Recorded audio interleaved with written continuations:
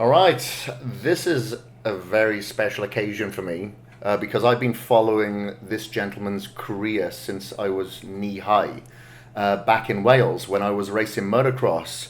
Sat right opposite to me is Jeff Ward. Welcome to the show, buddy. Thanks for having me. I'm glad we got hooked up. Yeah, it's been a long time coming, huh? Yeah, we ran each other a little while back up at top of the world when I was mountain biking, and I think Omara was with me actually that Yeah, day that's too. right. So I he didn't was- bump into him, but he was there. You did Yeah, mention. yeah. So you were like, it was kind of cool, and then I started following you on Instagram, of course, and ever since then, we've been kind of talking back and forth. And the one time you were here, I kind of had something happen, I couldn't make it, so it's good to finally meet you again and get this going. Yeah, for sure. So, like I mentioned before, you're one of the very few people that I can actually memorize everything that you've accomplished in your career. So, I've had to have it put in front of me. So, I apologize for reading this out. I don't even know most of it, maybe.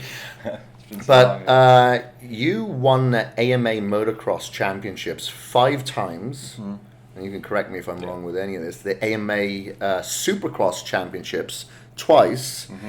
The Motocross the Nation 7 times. And what else within the motocross scene don't we know about? Because I'm sure they haven't put everything in there. Yeah, Like, the stats are like, because now everything's so computerized, and back then everything was on paper, and I don't know numbers wise, but I was the first rider to win at the time all three classes that AMA had: the 125, the 250 outdoor, the 500 outdoor, and Supercross. So there's only a few guys that have won all the nationals, but not a Supercross, and then one's missing the 250. So I'm the only rider still that's ever done that. Still now, to this day. Well, they got rid of the 500 class. Yeah. So there's just the lights and the 450. So there's not as many classes to run, but there's guys I'm sure that won all three of the lights, 250 or 450 and Supercross. But so I was the first guy to do that. That was pretty cool. It was hard to get, and other than that, not too. I mean, my numbers are good. But there's a few guys, with Carmichael and Stewart, guys that just rang off and McGrath that just rang off numbers that, there's a few guys are going to get. And unfortunately, I had some really stiff competition with Johnson and O'Mara. And if there just wasn't that guy there at that time and, Johnny there at that time, then I'd have the same numbers. It was just that unfortunate. I had a lot of guys that were extremely. it was tough, Extremely wasn't tough, it? Yeah, yeah. you had, you, like you said, O'Mara, then there's Johnson, and then David Bailey. Bailey was there, Ron yeah. Machine came in With later. Brock Glover, I raced with Yeah. Hannah. I mean, there was just when I moved into the big, I was racing mini bikes, and then the 125 was kind of the class you went to unless you were really big. Neither one class was higher or lower prestige wise than the other. I mean, if you're a 125 specialist, you got paid the same as the guy that raced the 500s or the one the Supercross. It's just kind of the way it was. Nowadays, the lights is kind of the stepping stone. So the big salary comes when you move up, but those days people were paying guys to win that class. So it was just super competitive. And Supercross, we didn't have a 125 or a lights class, so we had to race with the big boys. I mean, you didn't get to learn from a smaller class without the champions. When I moved into that class, I had all the Glovers, Hannahs, Marty Smiths, guys that have already won championships for years, and then you have to go race them immediately. And it took a little while longer to figure it out than it would have if you got to have not the pressure and learn a little bit before you moved into it. Yeah. So Now, do you feel in order to get into that, like at such a young age and being put in with the big boys as well, so to speak, that you have to have, you have to be intellectual and you were a smart rider, but there has to be something crazy inside you at the same time. Well, it's like anything. I mean, you probably experienced this butterflies beforehand, but then once you get into what you're doing, it just comes natural. I had problems because I won so much on mini bikes. I was kind of like in the late 60s when motocross kind of came to America. There was really no mini bike racing facility or tracks or even an organization. So we'd go to Saddleback Park and ride around, and my dad with this friend of his, Ron Hendrickson, started Southern California Go-Kart and Mini Bike and Go-Kart Association. We used to race around trash cans, just mini bikes. And then it grew over to like a TT track. So, and at that time, motocross was kind of going with Marty Smith, like DeCoster would come over, and it was just starting to get big. So for me going through mini bikes, I was kind of the first kid coming up that was, had exposure and winning from Honda factory that was going to move into the big leagues. So I was expecting to win because I was dominating the mini bikes, and a guy named Brian Myerscough, who I raced back and forth, moved up the year before and was doing really well and winning a couple nationals. And I moved up and they lapped me. He lapped me. So it was really like, I don't know, I was really small, light, just wasn't really ready for the bigger bike. So at that point, it could have put me into a spiral of, this isn't going to work or whatever. But I just remember in my head back then that, if I beat him once, I'll beat him again. It just took a while, and then it took about a year, and then it kind of flipped over and took off. But mentally, that the head game is just the willpower of, wanting to win and whatever it takes to get there. So then after you retired from motocross, we'll go back to motocross, but I just want to continue down these accolades that you've accumulated over the years. Before you went into other motorsports, you went straight into downhill mountain biking, very similar to what I did when I retired from motocross. Obviously, you need to get that endorphin rush from somewhere, and downhill mountain biking had kind of come in pretty much around that time, I guess. It was big. Yeah, it was pretty big. So you transitioned like immediately into that? Well, I quit racing in '92, which we'll get to. I was starting my IndyCar career in IndyCars, but I was a friend of mine, John Parker, that owned Yeti Bicycles at the time, had a big downhill team with 2 of the 3 top guys in the sport, and talked me into coming up to Mammoth for their Kamikaze Downhill World Championships. And I'd never done a downhill, and I wasn't even riding mountain bikes at the time. I'd always just did road riding, so I'd really even never rode a mountain bike. So he wanted me to come up, and I figured I'm just going up there to run my age group and have a good time. And then when I got up there, he said I energy in the pro class. I'm like, what'd you do that for? He goes, well, the track's better. You get to go first. You don't need to be here all day. And I'm like, that sounds good, So I did a couple practice runs and got pretty comfortable. And then in the main run, I finished, I think, 6th overall. Actually, I beat John Tomac, who at the time was one of the world's. He got a flat at the last corner or two, but I still beat him. And so that was kind of my claim to fame. I did a couple more that year on the circuit and didn't do so well because of the track. That track in Mammoth was just flat out, fast, straight, fire road, just carving corners at the right time. Then the next courses were a lot more technical, like you see today, where they're going down rock drop-offs and other things, which I wasn't as good at. So I broke my thumb actually in one of the ones up at Big Bear. But yeah, it was just a natural to me. It was like coasting a motorcycle down a hill, and line choice, and the brakes were really good. Not as good as they are today, but I didn't do it. I only did it for that year, a few events that they talked me into. But that same year, I was racing IndyCar or getting into Indy Lights into my car career. So that was kind of a really quick transition, but kind of got me into where I'm at now, kind of with mountain bike, and that got me kind of going on my mountain bike little stint that I still do. So. Yeah, and then when you went into the Indy, you actually won one of the events there in Texas, and you actually got second in the Indy 500. Yeah, that's phenomenal. In how many years had you been racing at that point? My first year at Indy was in '97, my rookie year, which I finished 3rd, and it led 49 laps. The last, I don't know, what was it, 49 of the last 59 laps, I think it was. I had to pit for fuel, which a lot of us did. But so I hadn't really raced. I raced Indy Lights from '93. I had a couple, like 6 races, '94, 5 or 6 races, just getting funding. And, and I bought my own car. I had from Kawasaki, helped sponsor a little bit. And then '95, I did a few races. I probably, when I got to Indy, I probably only had like 20 car races under my belt, maybe at that point, if that. And even less ovals, because Indy's an oval.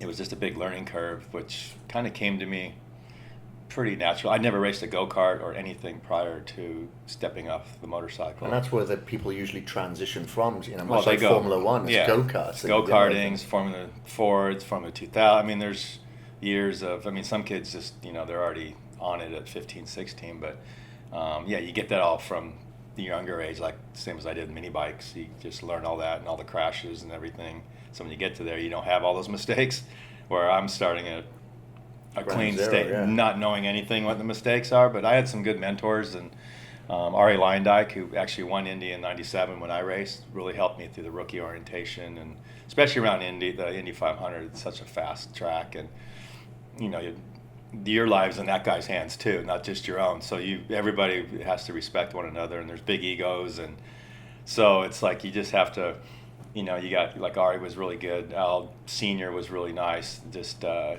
giving you all the, really basically the stuff not to do. As a driver, you kind of know, you can't tell you not to stick it in or not to do this or not to that. That's your own judgment, but there's things that they can tell you what's going to happen, and don't even go there because this is going to happen, or don't even do this. So right away, it's already in your mind that, you just saves you crashing, I guess. Yeah. So, but it was a really, I raced it 7 times, got second in 99, third in 97, and fourth the year after with Foyt, and then a ninth. And then the other ones I was running up front, just had mechanical problems. Got hit in the pits one time. One year I probably should have won. I just took the lead, and my wheel bearing in the back boot grease came out and seized that up. So that was the best car I probably had ever when I was there. So it's just kind of, that race is kind of like Foyt always said, you're better to be lucky than good at the end of that race. Yeah, and financially stable, because I noticed that, like, I don't know too much about the Indy 500, but I followed Formula One for many years, and it doesn't matter how good of a rider or driver goes into that vehicle, it's the money that is invested as well that's just as important. Well, car doesn't know who's driving it. It just works as well as it's going to work. Yeah. So if you don't have the crew or the people to make that thing as best, as good as it can be, then it's not going to turn if it doesn't want to turn.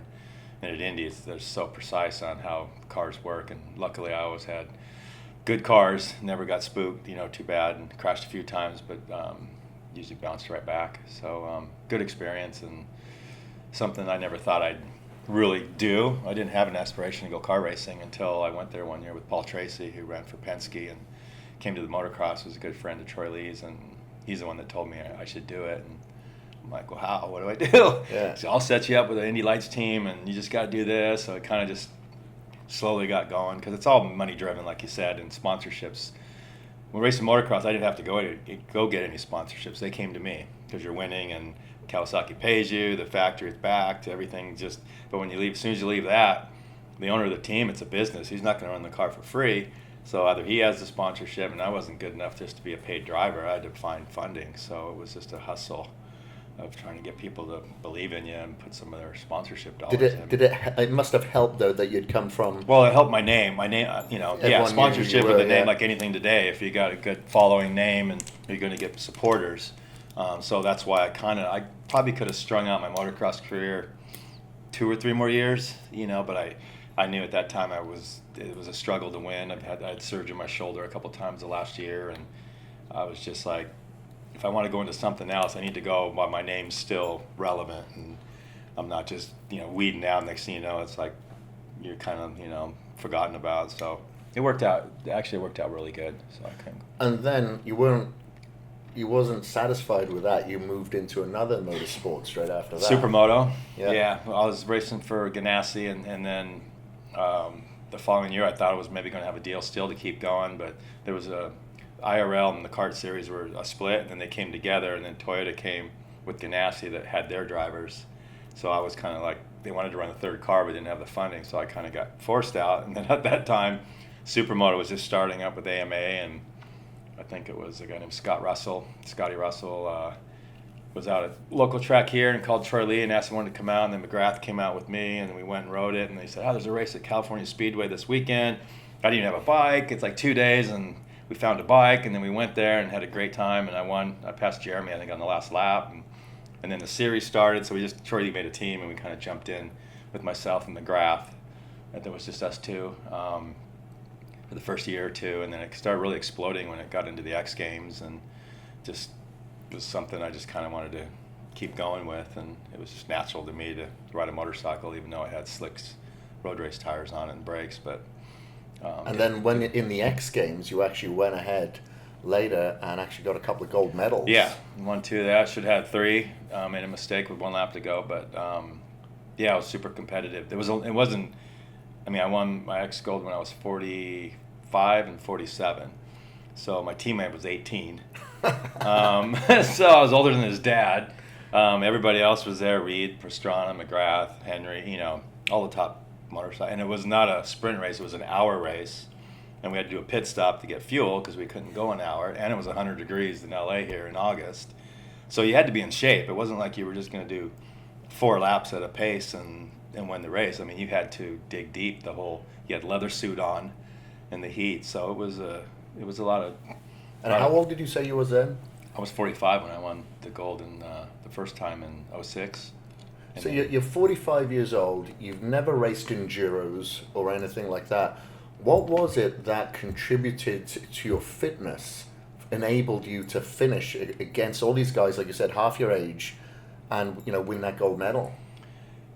Just knowing that they're just as hot as I am and just as tired. I have a mental capacity just to push myself to the limit. Just knowing. But I mean, I had a lot of good base. I mean, my motocross career, I trained extremely hard, did triathlons. Cycling was kind of one of my fortes. I just loved cycling, endurance stuff. So it wasn't that, and I knew what the pain felt like, and I've ridden motorcycles my whole life, so my muscles are made for that. It's not like I'm doing something different that something's going to fatigue that I haven't worked on for 40 some years. Yeah. So it just kind of all fit, and it basically just comes down to the mental game of wanting to win. So I take those races, like every race I do, no matter what it is, I go in with the mentality that I want to win this.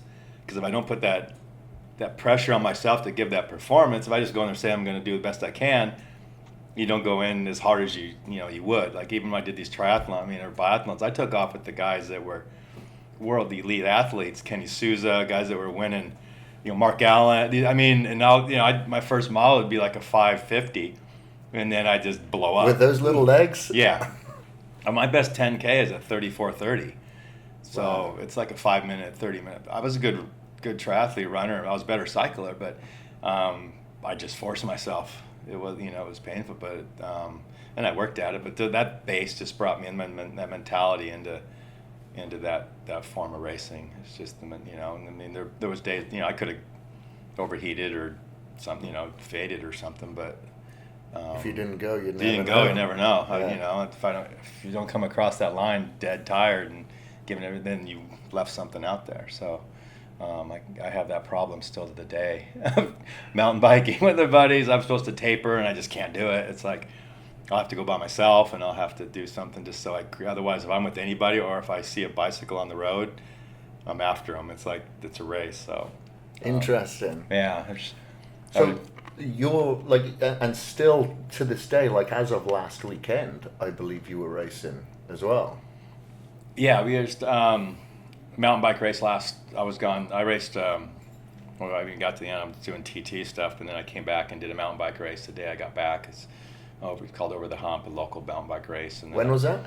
There was one last Tuesday, and then the Tuesday before. Right. Okay. So it's just local stuff. I mean, there's like 300 people out there, and it's family stuff, and there's a lot of good top athletes, but it's more just because people can get there after work and daylight savings time. So they have like a 12-race series, and then I'm doing one not this weekend, but next weekend. It's a gravel ride, I think they call it, or you can run whatever bike you want, but it's 100 miles, and it's 10,000 feet of climbing, and it's 30 miles of dirt and 70 miles of pavement through San Clemente, out in those mountains you can see over there. We'll be heading to the top of one of those over there and then back down. So I just entered for that today, and then so I'm just always looking for stuff to challenge myself. Yeah, for sure. Yeah, so let's go back a little bit then. So as you mentioned, you've transitioned now from Supermoto, okay, and you've moved into TT now. Yeah, well, from Supermoto, I went into Lucas Oil Off-Road Trucks, the Pro 2. Off-Road Trucks, Pro okay. 2 in the Lucas Short Course Series with Larry Brennezenner and guys that have been there for Kurt Leduc and Rob McCack, guys that have been racing desert since they were babies. And I got into that, and I lost the championship that year in the top class by 1 point.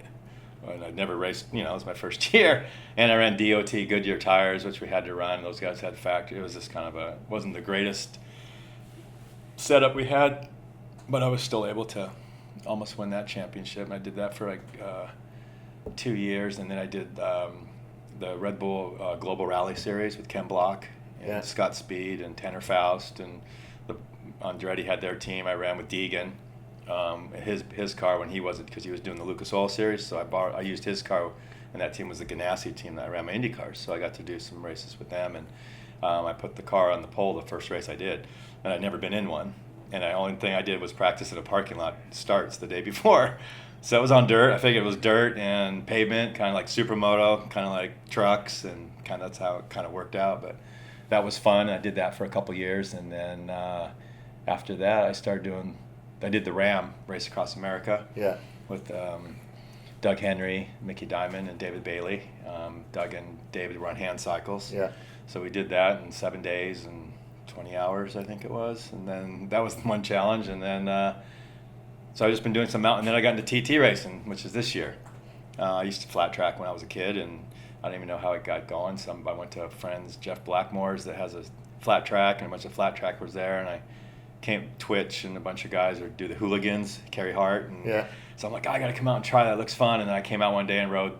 I didn't ride their bike. I rode the 450 bike, which is the one I raced, the singles. And this was fun. And then I got talked into somehow doing Daytona. And then Monster wanted me to do a couple other ones and stuff. And so it just kind of it was fun. I was competitive a couple, but it was just, there's guys out there, that's their living. There's kids that are 19, 20, that's where they want to be in this top, and they're willing to lay it on the line, and I'm not willing to, lay it on the line as much as I used to, so I was always a little tentative, and I had a good time. It was fun, but next year, I'm trying to figure out what my next journey will be. And have you any idea what that could be yet? Yeah, I'm gonna go for like the World Masters Championships in road cycling and mountain biking. It's in Colorado Springs, and then in 2020 there's the Olympic Masters in Japan that I want to maybe try that with the road cycling and mountain biking. You can do both. So and that year I'll be able to run the 60 class. So I'm hoping maybe there won't be too many 60 animal guys out there. So how old are you now, Jeff? Just 58. 58 years old. And like, I follow you, I see what you're doing out there, like on Strava, the amount of miles that you're putting out here. Like, if I look at the miles that you do on your mountain bike, that's quite a lot for some people doing on their road bike during the week. And then the elevations. And the elevations 3,000 or 4,000 well. feet every day. Because that's the terrain. You start going up and you go down, you got to go. So yeah, it's our easiest ride at 20 miles is over 3,000 feet every ride. So I'm going out today at 5 o'clock. Again, so it's an addiction. Yeah. Like anything, I just love doing it. But yeah, it's the mountain bike miles are probably more than like double of the road miles.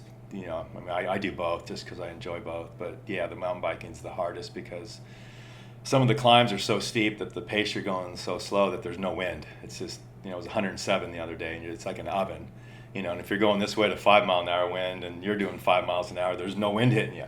So it's like this oven fall until you turn around and go into it, and but the road ride you can do average 20 miles an hour, and you get that breeze the whole time. Cool you down so it's well. a lot, not near as hot. So yeah, it's a lot more difficult, but the two cycling motions and the power ratio is a lot different. So that's why I like to get on both of them, so I just don't get stagnant in one or the other. One's spinning a lot more, and one's a little more power, so it gets me both. Yeah. So, what is going through your head when you're out there a lot of the time? What are you thinking about? You listening to music? Do you have no music? No music. Like, what is it, you're out there, because there's people that follow me, and they're like, cardio's boring. Right. If I'm out there, do I have to really do this? Like, what is keeping you activated and motivated? What are you thinking about? Everything's on time. I know the segment, I know everywhere. So, and it's also on how I feel. If I'm riding to a certain area and I know the hill's coming, it's a mile-long climb. It takes 10 minutes, and I'm feeling good. In my brain, it's like, okay, I'm gonna go do this. I'm gonna try to get my best time, and I'll take off. And 50% of the time, you get halfway up and you just don't have it. It's just whatever reason you're tired from the 4 days before. But I always just have that temptation of just pushing to see how good I'd feel at the top. And then sometimes, you get to the top and there's other segments that keep, longer ones, and halfway up, I'm like, I'm not going for that next one. And you just get going. Then you get to the top and it's like, oh shit, I went so good on that. I got to go to the next one. And then you get to that one, it's like, oh, I'm going so good now, I can get the longer one. It's just, I just keep pushing myself to kind of, that's why I say, even when I go by myself, I do this. If I go with other people, it's even worse. I got guys I go with that are way better than me.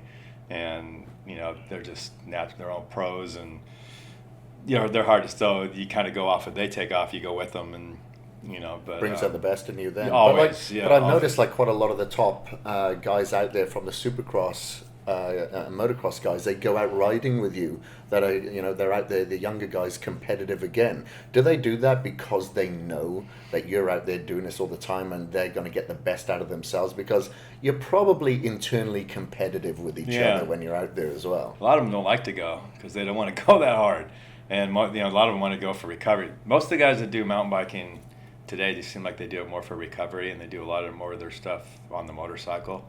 I was kind of a little bit of both. I mean, I'd love to go hard on the bike, especially if there's a weekend off, just because I wanted to get better on it. But it was always good just to step away from the motocross bike for a few days and get that cardio without having to worry about crashing on the track. Because the more laps you do on these supercross tracks, you're so close to making mistakes. And when you get tired, you make mistakes. And on a mountain bike, the mistake's not a big deal when you get tired, because you're just going up a hill and pushing yourself. So some of these kids, there's a few of them that are really good. Amara trained Jeremy Martin, and he was unbelievable on a bicycle. I mean, he could be world class mountain bike racer if he wanted to go do it.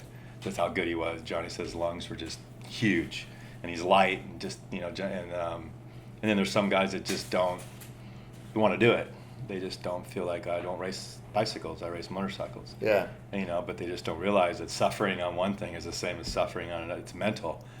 So if you can get up somewhere and suffer or whatever, something you think you can't do, and you suffer at it, then when you get into your sport and it's 100 degrees out and humidity and you're feeling that same pain you felt on the bike, you're going to be okay, that you can push it through. But some of these guys never feel that, so when they get that, and then some of them don't even come out for the second moto. Oh, really? Because they're taken by surprise. They're taken by surprise, and they're lightheaded, and they just feel like they can't go back out. So it's something that scares them. So I guess there's something internal in you that is going out there and preparing for the unexpected. Maybe that unexpected's never going to come. Right. But in case it is, you're armed for it. Yeah, I think so. But I mean, plenty of times I've bonked on rides or just completely just crashed. You just don't know what it is that day. If it's the fuel or you didn't eat enough, and but that's just on the daily stuff because we do it so much. But if I was prepping for like a big race, the 100-miler coming up, I'm definitely gonna prepare. I'm not gonna go out and be in the sun for 6 hours, 3 days that week. I'll taper off just so when I get to that weekend, I'm ready to suffer for that one day. Yeah.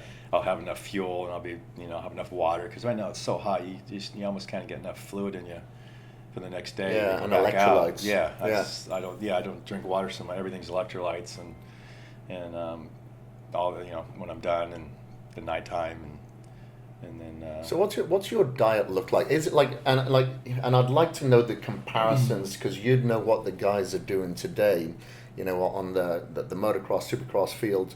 And their training today compared to what you were doing. Like, were you meticulous with your food as you possibly are today? I don't know what your diet looks like. Probably not. Probably more today than I was back, just because there's more information, what's bad. And, but I was never a junk food eater. I mean, oatmeal was big for me, and, all the bars that were coming out back then. And did you used to have, like, the Isostar carb powders? Back then it was Cytomax, and back there was a company called ERG. It was late 70s, early 80s. It was like the first they called it Gluconade. It was like before, it's almost like Gatorade came out, and this guy was like a mad scientist making it, and we were all drinking it. So and then Cytomax was the next one, but that stuff it seemed like a lot of sugar in it. Yeah.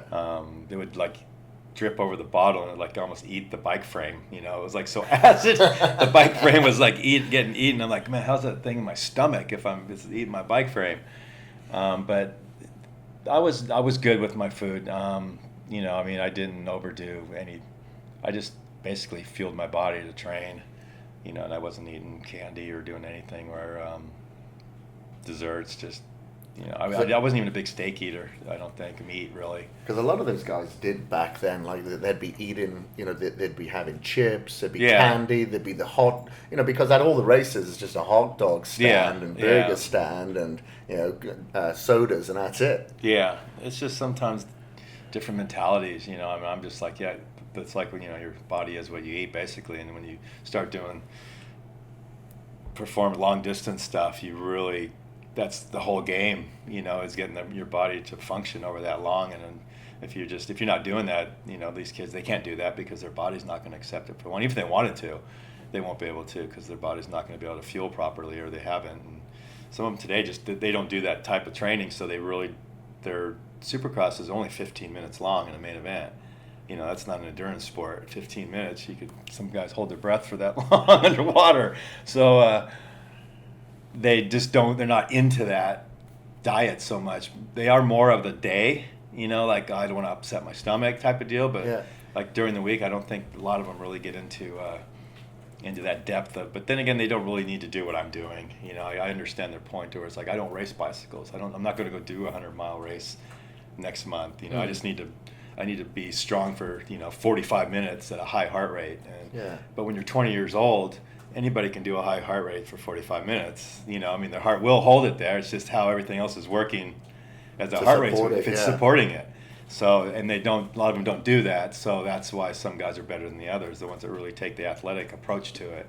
And then you got a season that's, you only want to dip 1 or 2% per year, where these guys that have a great race and they're not that athlete, the next race will be down here and they don't know why, because they're not keeping everything at this the top level. They're just shooting for random. Just for that race, like you said, they're peaking for that race, and as opposed to the off season and the in between as well.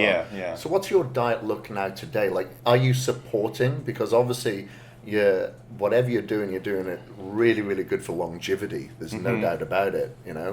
Are you fueling yourself for performance or longevity, like your health span, or a bit of both? Both really. My wife's she cooks every night. She's Italian, and I had melanoma cancer like 6-7 years ago, and they took lymph nodes out, and she got into the China diet, which gets rid of all dairy, just because it fuels the cancer, anything that feeds sugar.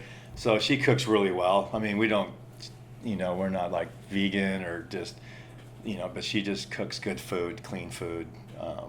And I'm not a big breakfast eater, but I'll just be an oatmeal, or I'll grab a couple bars, and then my sponsor's Hammer Nutrition, that I use all their Propel. It's got all the stuff, it's like a drink. Take that and I'm good to go.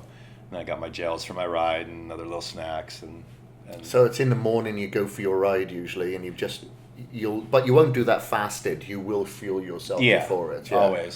So how many like solid meals are you eating a day then? Just really one. Just the one? Around dinner time, yeah.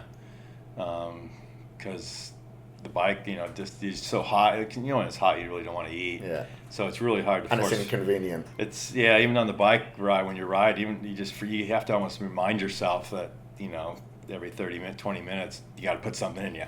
You got to finish that bottle. One bottle's gonna be gone in 30 minutes if it's this hot, and otherwise at some point you're gonna overheat. And once you do that, it's pretty hard to get back. Yeah. It's pretty hard to get back when you start overheating. So, my food, I just keep it in check, and like I said, I don't. So no sugars or anything like that. What about you said your wife's Italian, or cooks Italian as well. So do you keep you higher carbohydrates in the evening? Yeah, she did. I don't eat pasta a lot. She's Italian, but she'll cook lasagna, but she'll use less of this and that. And there's times that I'd say 1 or 2 times a week. It's probably not the best meal for that sodium and whatever else. But you're sweating it out anyway. So that's what I was figuring. And as long as my calorie, I'm not going to put. I lost a lot of weight because I gained a lot of weight there for a while. I just wasn't doing much. I was doing some cycling, but I wasn't when I was racing the IndyCars, and I was in good enough shape just for my motocross career to run that. So I was like, I'm big bone, but I was like 194, and now I'm 168. Wow. And what height are you? 5'6". 5'6". Yeah. So I should probably be less weight than that, but I am big boned and I'm heavier a little bit anyway. But yeah, I got. You could tell in the face, like you go back and look at old pictures, and I was just like, wow, how to let myself get that, but I still exercised. I just wasn't eating properly, and that was the whole thing. And I wasn't doing as much long distance stuff, burning fat for a longer period of time, so that it just started dropping off, and then now I'm just back to being crazy about it again, so it's good. That is cool. And would you say, because I've noticed this from myself, obviously being nowhere near as competitive as yourself, but seeing yourself and a lot of other motocross and supercross riders who have since retired, it seems like that becomes so much of your identity, is that you have to get that therapeutic rush of endorphins somehow. Yeah. Otherwise, it could lead to alcohol, drugs, depression, There's anxiety. a lot of friends I have that committed suicide. In Really? Motocross. Yeah, there's been 3 of them, I think. A couple of guys that's just, yeah, they were a little wild child anyway during the race, but when, yeah, like you said, I'm just fortunate that I got into car racing. I've just kept this racing, but if that's all I know. It's like everything else just doesn't make me happy. Yeah. So it's I can see, like, I don't drink. I never have, never drank, never done anything. So this is like my fix of going. If I didn't have that, that's why, like, David Bailey and Doug got paralyzed only like 8 years ago. David was in his prime at 87. Yeah. He went through some tough times because he's the same as I. He's a dude. I mean, he's won Ironman, and his thing. He's that same mentality, and he struggled through a lot of it just because of that. I mean, that was his identity. And Doug's just anything happens to Doug, he's happy. He's fine. Doug, you won't have to worry about. But he's racing this weekend. I think he made us a downhill mountain bike chair they built, so he's racing downhill on the thing. And yeah, he's amazing. But yeah, I'm just still looking for that next thing, and I'm sure at some point it'll be, who knows? I don't know. They'll just keep doing that. But yeah, and it helps, I think, because you've got a great family. Yeah. You've got kids, so that gives you that purpose of accountability as well. Yeah. That this is bigger than you. Yeah. But if you can do it, and if you can do it at the level that you're still doing it today, hey, it's rude not to do it. Yeah. Yeah, so I'm still enjoying it, and I still love the sport of motocross. I mean, I still ride and see the kids. One of my sons still races. He was going to go. He raced Loretta's in the A class, and he's a good rider, but just he knows he's not gonna. We have so many friends that tried to make it. That even my older son that's grown up with. I mean, my older son raced with Tomac and Baggett, and he was a top Team Green guy with Baggett, but he just got to the big bikes, and he was just he's always been conservative, and if there's a race to the first turn, he was usually the first one to shut it off. He just didn't have, but he never got hurt. He was always the last one to do the big trick, but he always did it. Great rider, but just didn't have that mentality. And he kind of pulled out, and my other son just kind of knew it. And then he sees all our friends that just kind of get hurt, and nobody's making money, and then they get to this point, and then they don't know what to do. So it was pretty good that they learned that on their own. I mean, I took them around all the mini bike nationals and Loretta Lynn's and Ponca Cities and World. I mean, we drove everywhere with them just to give them a chance to see if they wanted. They loved bikes, so and they were good, but it just wasn't going to be in the cards. And they were smart enough to.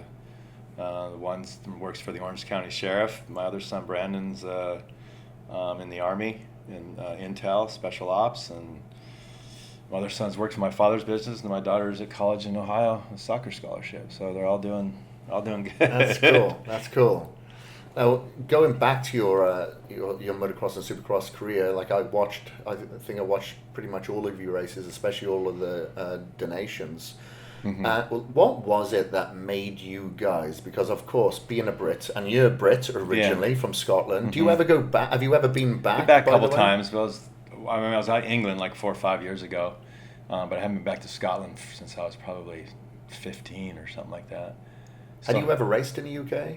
Yeah. I raced the English Championship back in 80-something, 85, 86 or something back then. But yeah, just I don't get back. I'm going to Brussels in a couple of weeks for a Supermoto race over there actually. But yeah, I just haven't been back to Scotland in a long time. And none of the donations or anything like that over there, or the World Chat. Obviously, like I used to go to like the Farleigh Castle and Folkestone Park and whatever. Well, Farleigh Castle, I was there in 2012 for the Vet World, the Vet donations they call it, and they're having it this weekend. I think so this weekend again, at Farleigh Castle, the Vet donations. But that's a cool track. Yeah, great track. Yeah, but I raced in Europe a lot, but all the donations, none of them were in England. No. There was one a couple of years ago, like 2 years ago, I think. Seeley and a couple of those guys were on it, but yeah, I didn't go to that. And what was it that made the Americans back then, particularly, not so much now, but so dominant in the Motocross to Nations? Was it because you guys were coming from a Supercross background, which they didn't have as much Supercross over there? Like, what was it that distinguished you guys over everyone else? Well, for a while, I mean, the Europeans had us covered. Yeah, Belgians were there. Yeah, they.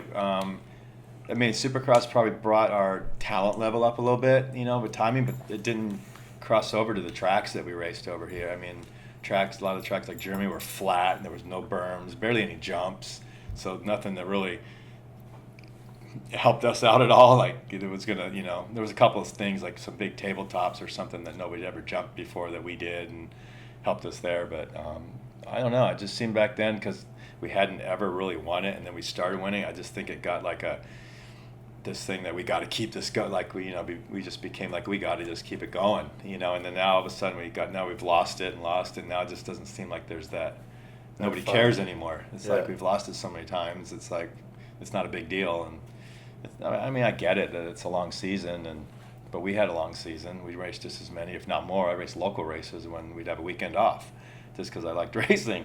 So we raced as much or more. We went to Europe when we were done and did all the Supercrosses there. And I think one year I raced 44 weekends, I think, out of the year, and that was with with the nations in the middle of it or somewhere. So you can't use that as an excuse, but. And I think the talent pool was very, very deep. Yeah. Back then as well. I think more back then. I think it was more about pride and then winning and being the best. Than now it seems to be more about money. It's like now they're complaining they don't get paid. Or I mean, it cost me money to go there because I had to pay for my mom or my dad to go, and and we didn't get paid. There was no purse money. There was nothing, so we didn't make a penny anytime we went over there. But now, all the discussions on some of the things are, well, these guys don't make any money going there, and they don't do this and that, and it's like, I don't know. I think you just want to do it off of pride alone, showing that you're the best. And the problem is the European, they're so good now.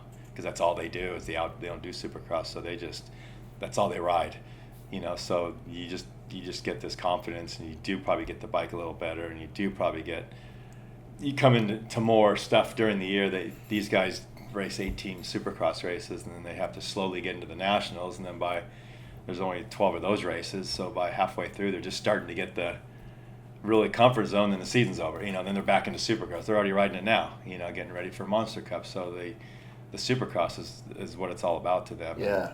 We've lost our edge on that for sure. Why do you think this has come down to so much money, down to the money issue? Because this isn't just in Supercross. It happens in various sports. Yeah. Like we see it in boxing. We see it in UFC, MMA, I should say, where this fight isn't going to take them because they're not getting paid the 20 million they deserve. They're only getting a measly 5 million or whatever it is, Why do you think Something that I would is? fight for. Yeah, exactly. We all would. I'm ready. Yeah, we all would. I could take a punch on the cheek for at least one and go down. Yeah, but I wonder why that is. Why is there more? Is there more of a sense of entitlement today than there was back then? It seems that way. I mean, it just seems like that's what kind of runs everything now. I mean, back then, I don't think I loved getting paid, but it just seemed like just winning and was enough. Like just to elevate yourself in the sport. But then now it's, the money's in there, and it just seems like a little bit more. I think there's a lot of them out there that I know, the Dungeys, and they'd race, the race to race, and the money comes with it. But then there just seems like other sports or some other stuff, like you said, that want the payday before they show up. Like they're bigger than the game or something. But they got to remember the game's what made you. It's, exactly. If it wasn't there, what would you be doing? So you got to think of that too. It's like kind of two-way street a little bit. But on the motocross side, it's. I liked how Chad Reed went out on a limb there some years ago and just said, I'm going to just start my own team here. Yeah. And he risked a lot. Yeah, he spent a lot. Yeah, he had to spend his money to keep it going because he believed in himself, and he wanted things done the way he wanted them done. The factories went and do it, and he felt enough to put the money into himself to show he could still win, and he's still hanging on. Yeah. I don't know what he's doing next year again. He's still going to try again, I think. Yeah, and he's doing cars as well now. Yeah, he did some Lamborghini races there. I talked to him a couple weeks ago, and so I'm sure he'll go into. And he's got such a good name. I mean, being from Australia, because they have a big series over there too, the V8 series, the Supercar series, and he's driven some cars, so he could easily get sponsorship and stuff to go over there and do some of that too when he's done. But he still wants to prove, he can still do it in motocross, which is it's a tough thing. 'Cause, at his age, he's 37, and these kids now coming in are just. And it takes its toll on you. Yeah, he's been hurt, and if he goes down, just one time going down, he doesn't get up. Before he'd bounce up and still make it, and that wears on you too. You don't want. I mean, if he got hurt one week, it's hard to get to the next week. Knowing that you don't have a chance in the championship, and just to get out there, it's a tough grind. So when you're young, you don't think about it, but his age, I'm sure he's thinking about it. Now, going back again, just quickly into, when you guys, like I said, you got O'Mara, John Hanna, Bob Hanna, Ricky Johnson, David Bailey. Like, who was it that you found was your ultimate competition out of all of those guys? Is there one person that you could bring it down to and say, you know what, that was my stiffest competition? Probably RJ, because we were at it probably the longest, from like 85 to when he really hurt his wrist in like 1990 or something. It was like 5 years. Yeah, because around that time he thought it was the throttle that was sticking. Yeah, but it was actually his wrist. Well, his wrist was fused shut after he broke it. He still came back and won a couple nationals, which was pretty good.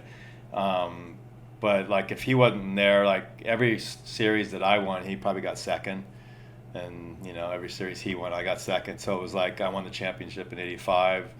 I think he won in '86. I won in '87, and he won in '88. And then he got hurt. I think Stanton won it. But then the outdoor was like the same thing. I won it that year. He won it the next year, and then I won it. So it was like kind of leapfrogging, Supercross outdoor, and he was doing the same thing. It was either I'd be leading it and get hurt, and he'd win it, or vice versa. So it's like, if he wasn't there, I'd probably have 4 more championships. And if I wasn't there, he'd probably have 4 more championships. So and Omar was really tough because he was really physically strong.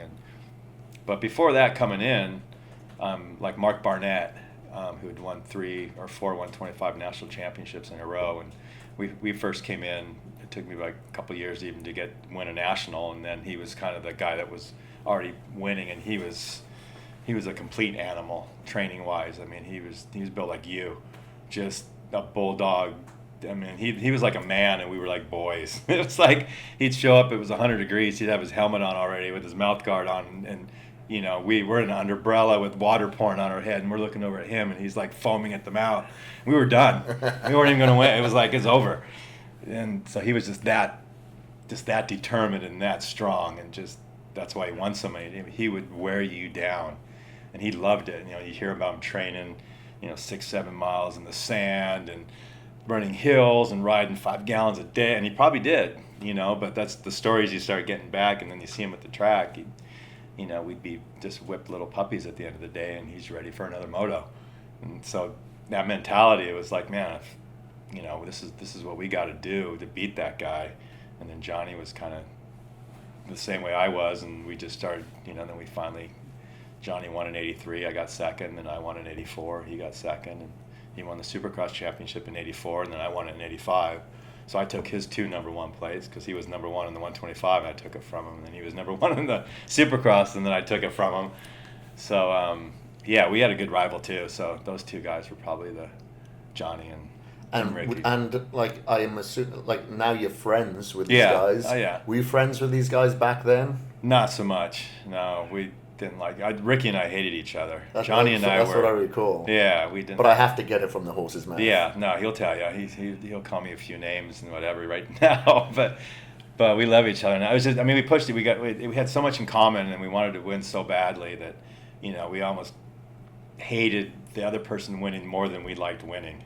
It was like, it was a better day just because we beat him than just the winning the race. It was just that bad of blood.